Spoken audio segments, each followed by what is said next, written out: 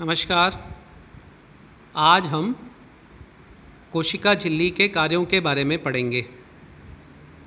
Cell membrane functions. यदि हम कोशिका की उत्पत्ति के बारे में बात करें तो हमें पता चलेगा प्रथम सेल निर्माण में सबसे महत्वपूर्ण घटना थी एक सेपरेटिंग मेम्ब्रेन का निर्माण। ऐसे झिल्ली का निर्माण जिसने कोशिका के अंदर के वातावरण को बाह्य वातावरण से भिन्न रखने में मदद की। जीवन के लिए कुछ विशिष्ट प्रकार की अभिक्रियाएं मेटाबॉलिक रिएक्शंस आवश्यक होती हैं। इन मेटाबॉलिक रिएक्शंस के संपादन के लिए एक स्पेसिफिक एनवायरनमेंट, विशिष्ट वातावरण आवश्यक होता है।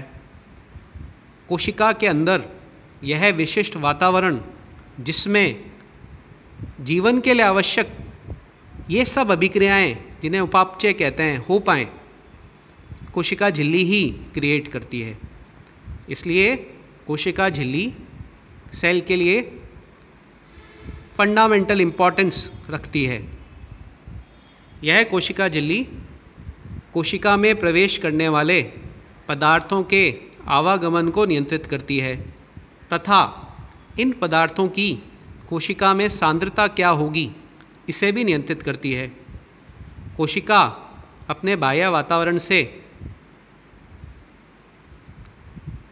किस प्रकार कम्युनिकेट करेगी इसमें भी महत्वपूर्ण रोल प्ले करती है।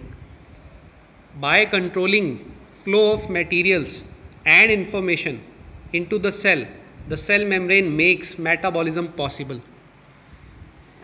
सेल मेम्ब्रेन के कार्यों को तीन मुख्य हेडिंग्स में हम लोग पढ़ेंगे।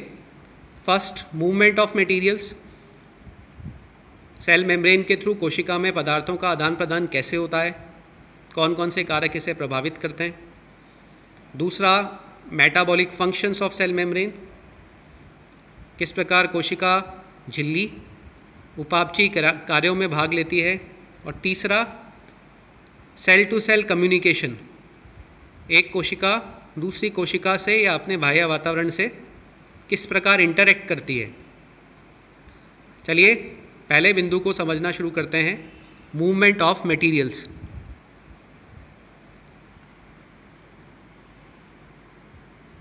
सेल मेम्ब्रेन कोशिका के अंदर प्रवेशित पदार्थों की मात्रा को तय करती है, उनके प्रकार को तय करती है। इसमें मेम्ब्रेन की परमेबिलिटी बहुत इंपॉर्टेंट रोल प्ले करती है।